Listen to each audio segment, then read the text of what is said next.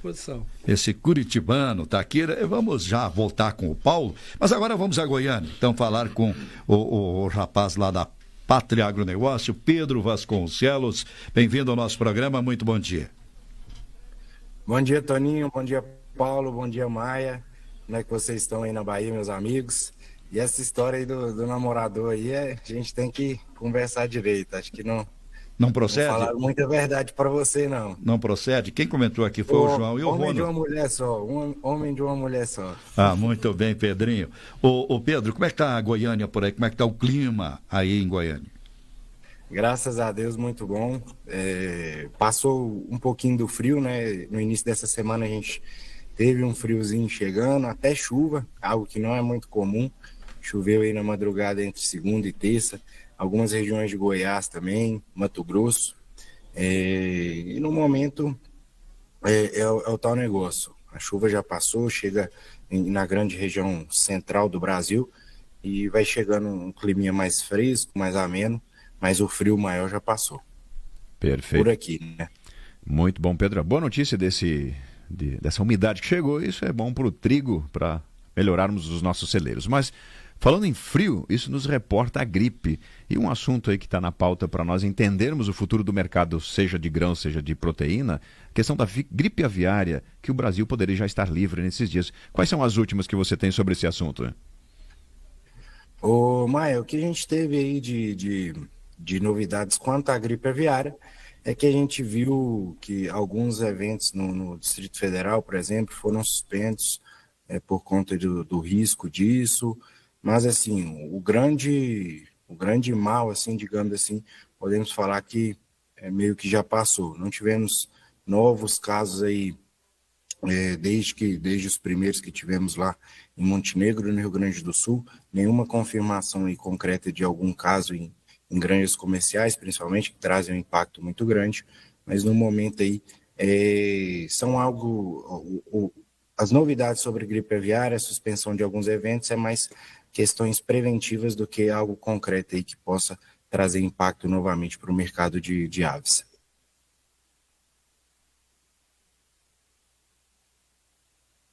Aqui. Perfeito, Pedro. Esse é um detalhe importante olhando para o mercado nacional. Olhando para o mercado internacional, além de conflitos, e aí afeta fertilizantes, logística, como é que está a safra americana, já que está em andamento, para entender? Vai ser uma grande safra, concorrente à nossa, não? Então vamos para os Estados Unidos ver o que temos de destaque por lá. Né? Muito bom ponto levantado por você, Maia. No momento, principalmente no mercado de soja, a gente tem que ter muita atenção quanto à safra nos Estados Unidos, né? Quando a gente olha a ponta de Chicago, ela vem movimentando muito nas últimas semanas, nos últimos meses, com foco aí, olhando para a safra dos norte-americanos. No atual momento, plantio praticamente aí da soja finalizada, a gente deve ter uma redução de área de soja dos Estados Unidos. Hoje estima-se aí 1,4 milhão de hectares a menos semeados de soja nos Estados Unidos, passando para outras culturas, principalmente para o milho.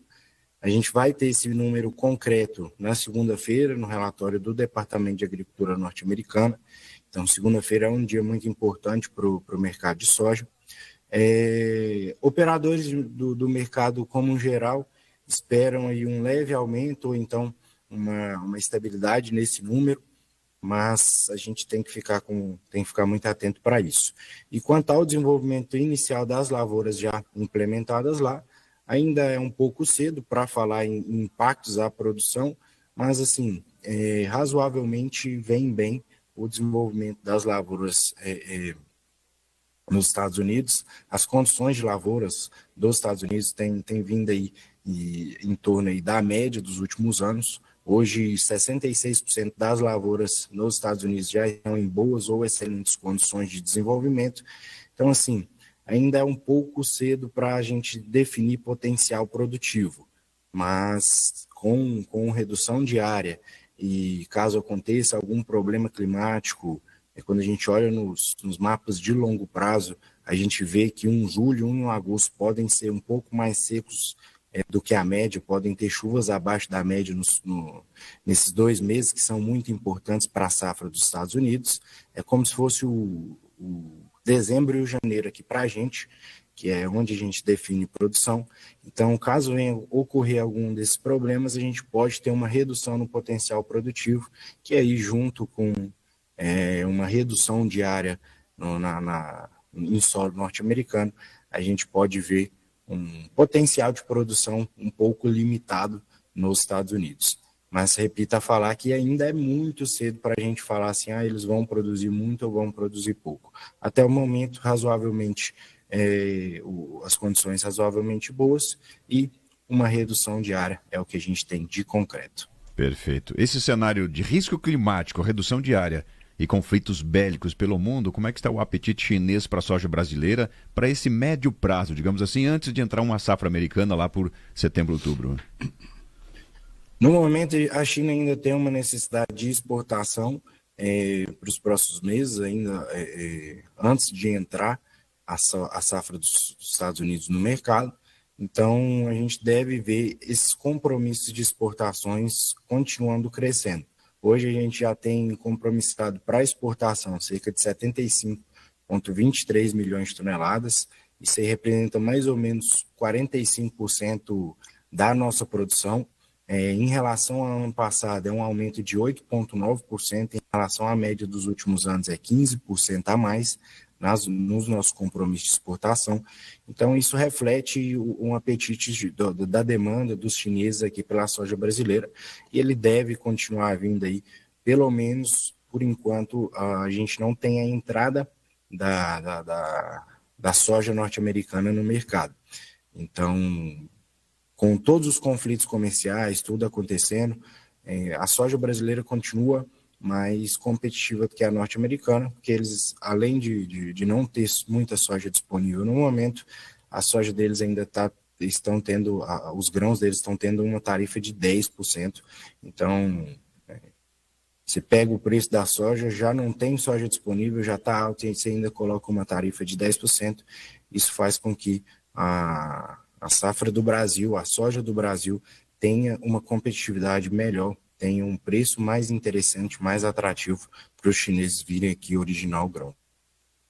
Olhando para o cenário do milho, o que essa geada na metade sul do Brasil atingiu em termos de safrinha ou segunda safra, especialmente Paraná, Mato Grosso do Sul? Tem algum impacto negativo ou são safras já bem avançadas e não teríamos problemas de colheitas? Mas impacto negativo assim tem para os produtores, infelizmente, os produtores que sofrem com isso nas áreas deles, né? Assim, a gente tem que ter muito cuidado para falar, porque tem muita gente que às vezes está nos ouvindo e sofreu, então não posso falar, não teve impacto nas produções. Mas assim, no geral, no global, quando a gente olha para a safra Brasil, não traz muito impacto assim, não reduz tanto o nosso potencial produtivo para falar que podemos ter uma quebra na safrinha e ter uma produção menor. Então, assim, principalmente os milhos que ali estavam no início do reprodutivo,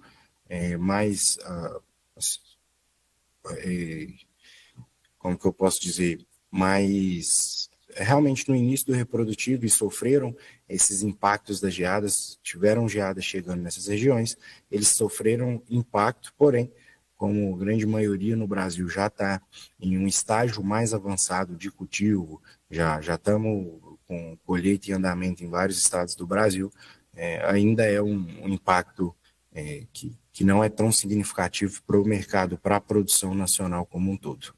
Muito que bem. Pedro, com essa situação das guerras, nós vamos falar dos adubos, e o presidente Trump, americano, deu um cala-boca a eles lá. Como é que ficou a situação? As empresas tinham tirado as listas, muitos produtores ainda não compraram fertilizantes. Como é que fica essa situação? Como é que está andando esse assunto? Toninho, toda essa volatilidade que veio para o mercado veio em um efeito muito especulativo. A região do Oriente Médio é uma região muito importante, principalmente nos nitrogenados. Cerca de 40% dos nitrogenados que são exportados no mundo vêm da região do Oriente Médio. Quando a gente soma o Irã e o Omã, que Omã é meio que o laranja do Irã, né? Que o Irã é um país que sofre várias sanções internacionais, então ele utiliza o Omã para poder exportar o produto de origem iraniana. E quando a gente soma esses dois países, cerca de 17%, aí, 16 a 17% do produto exportado no mundo vem dessa região. E o Brasil também importa muito produto, muito nitrogenado dessa região. Então, assim, só em 2025, para vocês terem uma ideia, já 12% do nosso nitrogenado que chegou no nosso país veio do Irã, e em 2024, 17%. Então, a relevância desse país é muito grande. Isso causou esse efeito especulativo, porque os nossos estoques globais e nossos estoques internos, a gente tem um produto. Então, não é que o produto faltou para esses preços serem elevados. Mais uma especulação em cima de uma possível falta no futuro, por conta de todos os impactos e por toda a importância dessa região, trouxe essa volatilidade, trouxe essa loucura toda para o mercado aí na semana. E aí, com todo o cessar-fogo, com o Trump, como você bem comentou, dando esse cala-boca mesmo, né, para essa guerra, colocando panos quentes aí na guerra, a gente viu que toda essa euforia do mercado veio passando um pouco, e agora as empresas voltam a ter preços, voltam a ter preços um pouco mais altos ainda do que o pré-guerra, porém já bem mais baixos do que a gente viu ali durante todo o estourar desse conflito e todos os impactos aí dos ataques entre iranianos e israelenses. Então, a gente vê esse mercado já voltando para o movimento natural que ele vinha tendo, que era de queda nos preços. Muito bem, Pedrinho. Quero te agradecer pelo carinho, pela atenção, em nome da Pátria Agronegócio, essa empresa de consultoria que faz a diferença, assim, quando o amigo precisa saber da porteira para fora. Você entra em contato com nós aqui da rádio, com a equipe da Pátria Agronegócio. Pedro, muito obrigado. Deixar nossos microfones, suas considerações. Toninho, Maia, um grande abraço. Paulo, um abraço também, meu amigo. Queria dizer que sempre é um prazer estar aí com vocês. Quero aí um futuro próximo estar presente aí, como o Ronald e o Joãozão teve aí no estúdio de vocês. Quero também participar. Saibam que vocês são muito queridos aqui por todo o nosso time, e para a gente é sempre uma honra estar presente aqui nos programas de vocês, meus amigos. Grande abraço, ótimo final de semana, Pedrinho. Abraço, até mais. Tchau, tchau. Pedro Vasconcelos, direto de Goiânia, da Pátria Agronegócio. Nós aqui, parceiro do campo, já falamos com o Paulo em nome da Uniagro, parceira do produtor rural, referência a nível nacional. Os amigos da Uniagro atende todo o Matopiba, outros estados. Sementes Oilema também, junto com nós, parceira do produtor, Silo Peças Matopiba. Lavou a égua, meu amigo Luiz, vendendo armazém, porque o produtor precisa de qualidade, é com a Silo Peças Matopiba. Os amigos da Connect, sempre junto com nós. Agroterra, regularização de terras devolutas estaduais e federais, é com o doutor Antônio. Biovest, obrigado pela bandeira, uniformes de qualidade é com a Biovest. Poços com garantia, a qualidade é com Itapoços. Multicom, junto com o Estradeiro, OMP Diesel, cuidando bem do seu caminhão. Os amigos que querem comprar um apartamento, fazer bons investimentos, vai com Balma, que está aí atendendo nós. O sabor da melhor pizza da cidade está ali, meus parceiros, na Ditália, ao lado da Câmara de Vereadores, Sindicato dos Produtores Rurais, sempre auxiliando o produtor, e Unicampo, que vem abraçando cada vez mais o produtor rural com tecnologia e qualidade. Meu amigo Ivanir Maia, gostaria que você proseasse com esse nosso amigo curitibano, nosso parceiro, né? Conta com a equipe renomada de profissionais para falar e ajudar o produtor rural a entender melhor essa situação de tantos juros, essa situação de financiamento.